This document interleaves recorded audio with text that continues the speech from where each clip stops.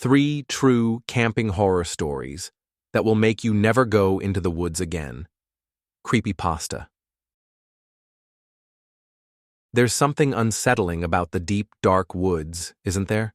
The way the trees whisper when the wind blows, the eerie silence that settles after dark, and the unsettling feeling that, no matter how alone you think you are, something, somewhere, is watching.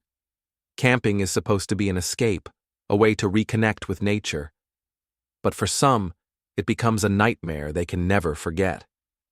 The stories you're about to hear aren't just campfire tales. They're real. They happen to real people, in real places.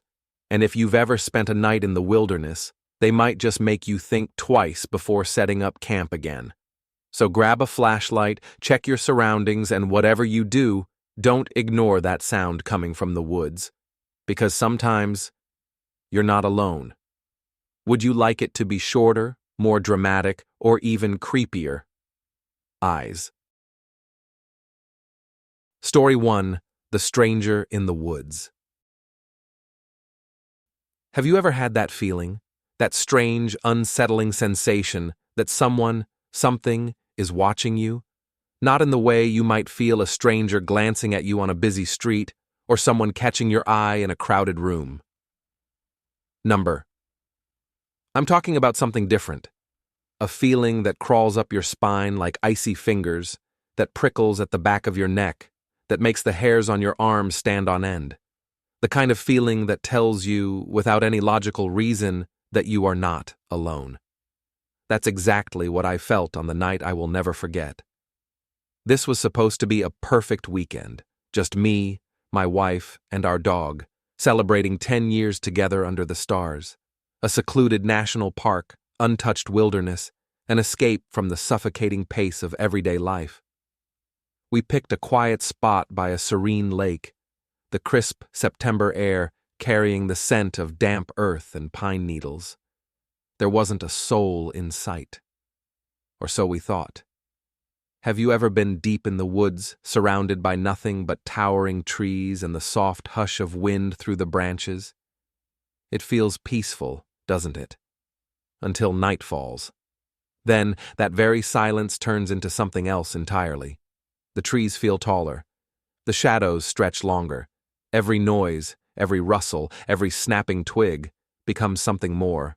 Something sinister. We weren't afraid. Not yet. But looking back, I should have listened to the voice in the back of my head. Because something, or someone, was already watching us. At first, everything seemed normal. We pitched our tent, gathered wood for the fire, and even took a short walk around the lake. That's when we saw him. Across the water, standing by the opposite campsite, was a man. He wasn't moving. He wasn't doing anything. He was just standing there, staring. I tried waving. No response. My wife laughed it off, saying he was probably some lone camper who preferred his solitude. But something about the way he stood, rigid, unmoving, made me uneasy. It wasn't natural. There was no gear around him, no signs that he was actually camping. Just him. As darkness fell, we settled by the fire, the crackling flames casting flickering shadows against the trees. It should have been comforting, but our dog wouldn't settle. His ears were perked, his body tense. Then, without warning, he leapt up, growling, a deep, guttural sound I had never heard before. Something was out there. I grabbed my flashlight, the beam slicing through the blackness. My heart pounded as I swept it over the trees, searching. Then I saw him. At the edge of our campsite, lying face down on the dirt path, was a body. For a split second, I froze. The man was sprawled on the ground, motionless. My mind raced. Was he hurt? Unconscious? Dead? Then, with unnatural speed, he snapped upright. It was him. The man from across the lake. I barely had time to react before he moved, not running, not walking, just suddenly closer. Without a word, he sat down by our fire as if he belonged there. The firelight flickered across his face, revealing hollow, sunken eyes and sharp, shadowed cheekbones. His hands were buried deep in his jacket pockets, but I saw it, the knife strapped to his side. And what terrified me the most? Every few minutes his fingers would twitch, reaching into his pocket, as if checking for something. We didn't speak. We didn't dare. We just sat there, trapped in the silence, the only sound the popping embers between us. Then, without warning, he muttered something under his breath, stood up, and walked off into the dark. We should have packed up and left right then. We should have run. But we didn't. Not yet. We tried to shake it off. Maybe he was just some strange, socially awkward drifter. Maybe he meant no harm. But why did he sit there without saying a word? Why did he keep reaching into his pocket? What was he checking? The feeling of unease became unbearable. My wife and I exchanged a look, an unspoken agreement passing between us. We had to go. Now frantically, we began throwing our gear into the car, our hands shaking as we packed. I kept glancing over my shoulder, scanning the tree line, my pulse hammering against my ribs. Every rustling leaf, every shifting shadow made my stomach lurch. Then, a flash of metal, a glint in the darkness. I turned. He was standing at the edge of the path, watching us. He was coming back. I didn't wait. I grabbed my wife's hand, we leapt into the car, and in seconds the engine roared to life. The tires spun against the dirt as we tore out of there, speeding down the narrow forest road, leaving behind the fading glow of our abandoned campfire. I never looked back. I couldn't, because in my mind, I knew he was still standing there, watching, waiting.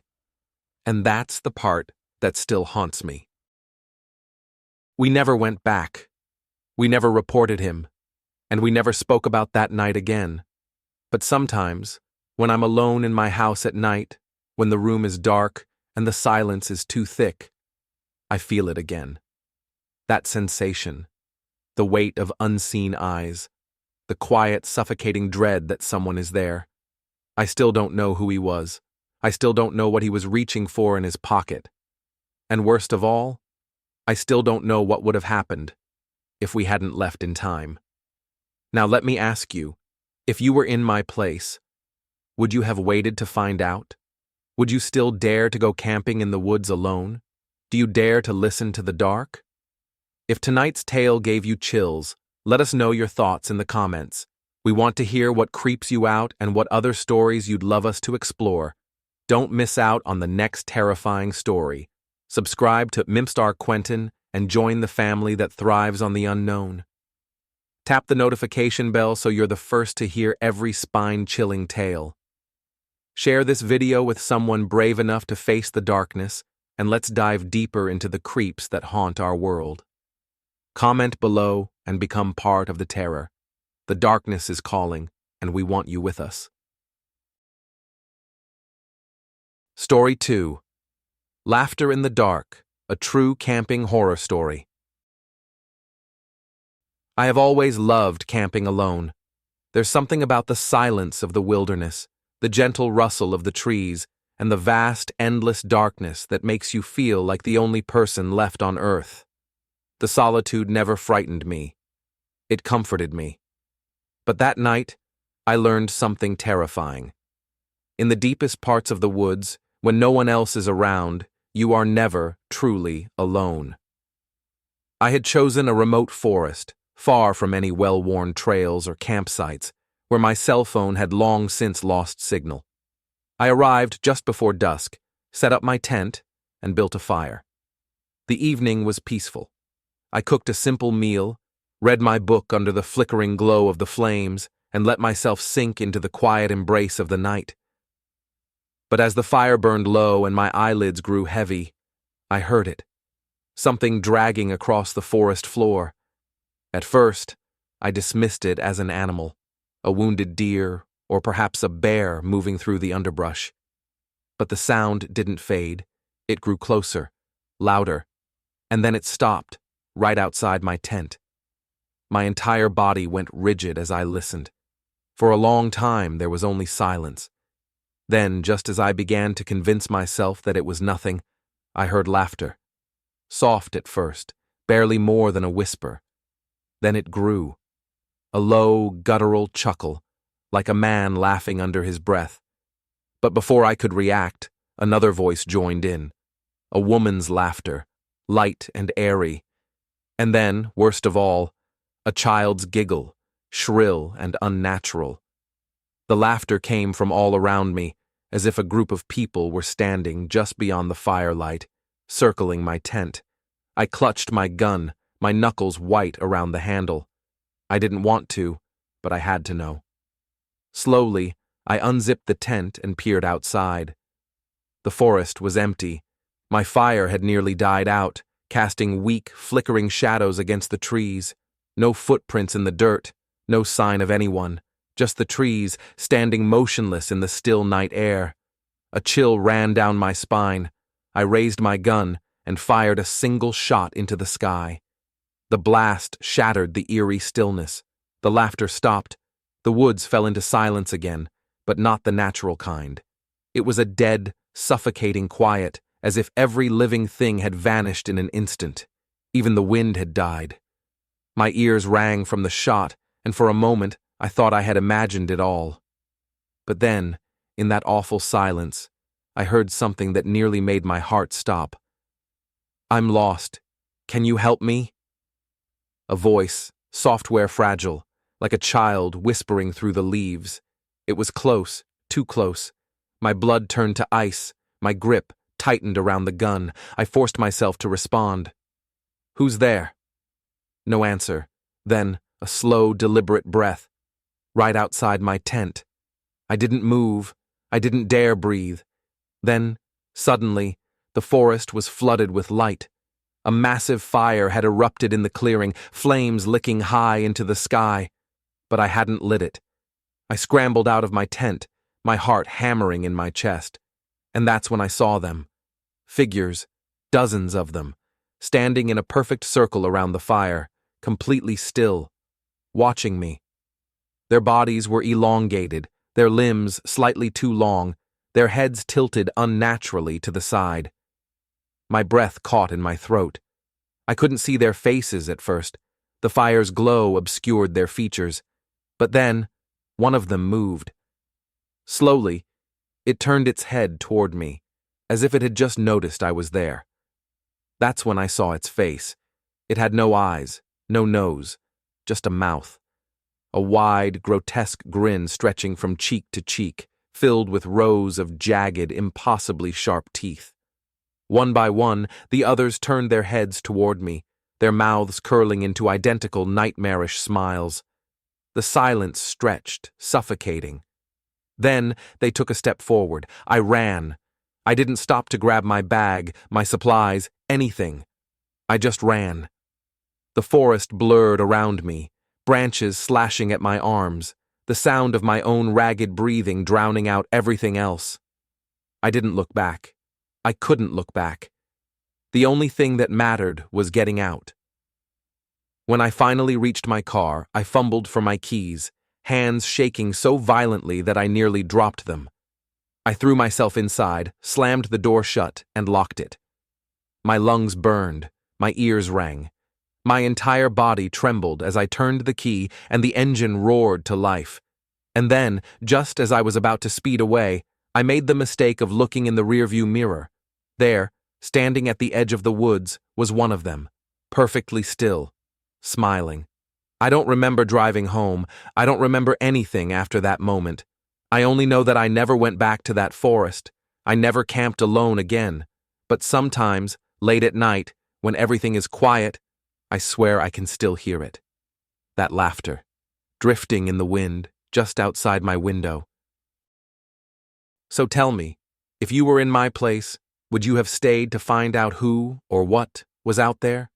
Or would you have done exactly what I did and run for your life? Do you dare to listen to the dark? If tonight's tale gave you chills, let us know your thoughts in the comments. We want to hear what creeps you out and what other stories you'd love us to explore. Don't miss out on the next terrifying story. Subscribe to Mr. Quentin and join the family that thrives on the unknown. Tap the notification bell so you're the first to hear every spine-chilling tale. Share this video with someone brave enough to face the darkness, and let's dive deeper into the creeps that haunt our world. Comment below and become part of the terror. The darkness is calling, and we want you with us. Story 3. The Shadow in the Night. I don't know if you've ever truly felt fear, the kind that burrows deep into your bones, that lingers in your mind long after the moment has passed. Not the cheap, jump-scare kind of fear from a horror movie, but the suffocating, gut-wrenching terror that makes your skin crawl, that convinces you something is wrong even when you can't see it. I have, and it all started on my birthday. My friends and I had planned what we thought would be the perfect celebration, a camping trip, deep in the woods, far from the city. We wanted to drink, play music, and let loose under the open sky, just us and the wilderness. It was supposed to be fun. It was supposed to be a night to remember. And it was just not in the way any of us had expected. The night started off normal. We set up camp, lit a bonfire, and turned up the music, laughing and talking late into the evening. The air was cool, the fire crackled, and the shadows of the trees swayed gently in the breeze. But then, something changed. A sound cut through the music, a high-pitched, almost fragile cry. It was distant, almost lost in the darkness, but unmistakably there. It sounded like a lone wolf pup calling out. At first, we joked about it. One of my friends even mimicked the sound, calling back into the night as if playing a game. But then, the sound moved. It didn't just echo. It shifted positions, zigzagging unnaturally fast. 1 second it was ahead of us, the next it was behind, then to the left, then the right. It was impossible. No animal could move that quickly without making a sound. That's when the laughter died. I swung my flashlight toward the trees, expecting to see something, eyes glinting back at me, a rustle in the underbrush, something. But there was nothing, just the empty darkness stretching between the trees. And then, the cry came again. This time, much, much closer. A wave of unease crashed over me, my skin prickling with the sensation of being watched. My heartbeat pounded in my ears. Someone whispered, "Maybe we should go." Nobody argued. Without hesitation, we threw ourselves into the car and sped away, the engine roaring as we left the eerie stillness of the campsite behind. But even as we drove, the unease didn't fade. In fact, it got worse. Jake, my friend who had always been the most sensitive to things beyond the physical world, was deathly pale. His knuckles were white as he gripped the seat. "It saw us," he muttered, barely audible over the sound of the tires on the road. "And now, it knows us." None of us slept that night. We huddled together in my house, too afraid to close our eyes, feeling as though something unseen had followed us back. But nothing happened, at least not right away. The next morning, despite every instinct screaming at us to leave it alone, we knew we had to go back and collect our gear. We had left everything behind, our tents, our coolers, our belongings. But the moment we stepped into the campsite again, I knew something was wrong. The air was thick, suffocating, and carried a foul, rotting stench, the kind of smell that made bile rise in my throat. My stomach churned violently, but it wasn't just the smell. It was the stillness. The entire clearing was unnervingly untouched. Our tents remained standing, our belongings exactly as we had left them, but the food, completely untouched. Not a single scavenger had gone near it. Not a single insect buzzed around the open bags of snacks and half-eaten meals. It was as if nature itself had refused to touch the place. And then, I saw it. Behind my tent, half hidden by the fabric, stood a figure. But it wasn't human. It was hazy, shifting, as though it were made of mist, flickering in and out of reality. It had no eyes, no mouth, no features at all. But I knew it was staring at me. A hollow, empty gaze that felt like it was pulling me in. Jake gasped beside me. He saw it too. I don't remember running. I don't remember grabbing my things. All I remember is the blind panic, the overwhelming instinct to get out. We threw everything into the car and floored the gas pedal, the trees blurring past as we raced back home, desperate to put as much distance between us and that thing as possible. But the nightmare wasn't over. That night, as we sat in my house, trying to convince ourselves it was over, we heard it. The same eerie, bone-chilling cry. But this time, it wasn't coming from the woods. It was coming from just outside my house. I froze, my blood turning to ice. Slowly, as if in a trance, I moved toward the window. My fingers trembled as I pulled the curtain back, just a sliver. And there, standing on the street under the glow of the flickering street lamp, was a deer. Or at least, something that looked like a deer. Its head was tilted at an unnatural angle, its neck bent too far, like a puppet with its strings cut. Its body stood deathly still, but its hollow black eyes were locked onto my window. Watching. I don't remember running. I don't remember grabbing my things. All I remember is the blind panic, the overwhelming instinct to get out. We threw everything into the car and floored the gas pedal, the trees blurring past as we raced back home, desperate to put as much distance between us and that thing as possible. But the nightmare wasn't over. That night, as we sat in my house, trying to convince ourselves it was over, we heard it. The same eerie, bone-chilling cry. But this time, it wasn't coming from the woods. It was coming from just outside my house. I froze, my blood turning to ice. Slowly, as if in a trance, I moved toward the window. My fingers trembled as I pulled the curtain back, just a sliver. And there, standing on the street under the glow of the flickering street lamp, was a deer. Or at least, something that looked like a deer. Its head was tilted at an unnatural angle, its neck bent too far, like a puppet with its strings cut. Its body stood deathly still, but its hollow black eyes were locked onto my window, watching. I don't know how long I stood there, unable to breathe, unable to move. And then, in the blink of an eye, it was gone.